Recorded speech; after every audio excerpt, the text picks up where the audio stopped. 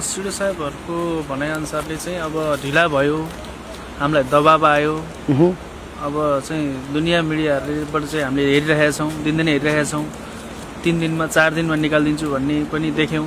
तर त्यो भनेअनुसारले काम नभएको कारणले गर्दाखेरि चाहिँ, नदेखिएको कारणले गर्दाखेरि चाहिँ हामीलाई दबाब आएको कारणले गर्दाखेरि चाहिँ यो मिटिङ फेरि राख्नुपर्ने भयो, आवश्यक पर्यो। त्यो भएको कारणले गर्दाखेरि हामी आयौँ, मिटिङ बस्यौँ। के कारणले चाहिँ रोक्यो त नि, यत्रो दिन भयो भनेर उहाँले सोध्नुभयो। अब हामीसँग भएको सबै स्रोत साधनहरू लगाइसक्यौँ, तर पनि हामीलाई अपुग भयो सामान, होइन।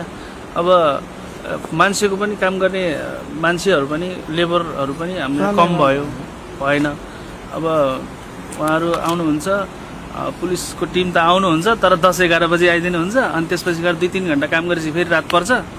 अनि त्यसपछि त काम त पुरा हुँदैन। तर हामीलाई चाहिँ बिहानैबाट चाहिँ खटिनको लागि चाहिँ 10 जनाको टिम र दिउँसो खटिनको लागि 10 जना टिम। अब एकैचोटि 20 जना पठाउँदै त काम भएन। बिहान 10 जना र दिउँसो 10 जना गरेर चाहिँ पठाइदिनु पर्छ सर भनेर हामीले यस्तै मान्छे 2 समयमा अब काम हुने हुन्छ। हामी बिहान 7 बजेबाट काम गर्छौँ, अनि बेलुका 7 बजेसम्म उज्यालो हुन्छ बेलासम्म हामीले काम गऱ्यौँ भने त काम त धेरै अगाडि बढ्छ। त्यसरी गऱ्यो भने चाहिँ हामीले 5 दिनमा हुने काम 3 दिनमै हुनसक्छ नि त। त्यही नै कुरा भयो। अनि त्यसपछि अब चेनपुलीहरू थप गर्ने कुराहरू पनि गर्नुभयो। अरू माध्यमबाट त गाडी निकाल्न सम्भव छैन यसलाई त। अरू हेलिकप्टरबाट चाहिँ क्रेन झार्ने कि भन्ने कुरो पनि गर्नुभयो उहाँहरूले, होइन। तर त्यो सम्भव छैन, खर्च धेरै भयो, त्यो गरेर सम्भव पनि भएन। अब यसलाई निकालेर नि के गर्ने हो र, होइन। यो त राज्यमै दबाब आएको कारणले गर्दाखेरि चाहिँ हामीले यो गरौँ न त भन्ने हिसाबले चाहिँ हामीले गर्न खोजेको हो।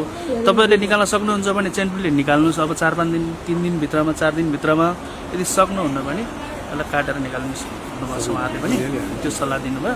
अब हामीले पनि आज चाहिँ लगभग 2टा चेनपुली, फेरि पनि 10 टनको 2टा चेनपुली मगाएर, टुचन मगाएर हामीले तान्ने प्रयास गर्नेछौँ आज। त्यसपछि अब 3 दिनसम्म पनि त्यो भएन भने चाहिँ जहाँसम्म लाग्छ हामीलाई हुन्छ त्यसरी गर्दाखेरि चाहिँ, होइन। किनभने त्यो सिधै ढलेको बसलाई चाहिँ हामीले एकैचोटि यसरी उठाउन चाहिँ सकिँदैन। तपाईँको चाहिँ त्यो 10 टनको चाहिँ गाडी छ, 50 टनभन्दा बढी चाहिँ बालुवा भरेको छ त्यो भित्र, होइन। अनि त्यो भएको कारणले हामीले चेनपुली चाहिँ 25 टनको लगाएको छौँ। त्यो 25 टनले त 60 टनलाई त निकाल्न सक्दैन नि त। 60 टन निकाल्न 70 टनको चेनपुली लगाउनु पर्ने हुन्छ हामीले। अनि त्यो एकैचोटि निकाल्न नसकेको कारणले गर्दाखेरि चाहिँ हामीले त्यो सबै चेनपुलीलाई चाहिँ अगाडिको भागमा लगाएर हिजो हामीले उठायौँ। तर त्यसरी उठाउँदाखेरि चाहिँ लगभग 1.5 हात माथि गाडी उठ्यो हिजो। अनि यो प्रविधिद्वारा चाहिँ गर्दाखेरि चाहिँ गाडी निस्किन्छ कि भन्ने हामीलाई पनि आश लागेको छ धेरै। सक्लै निक्लियो भने चाहिँ धेरै राम्रो हुन्छ।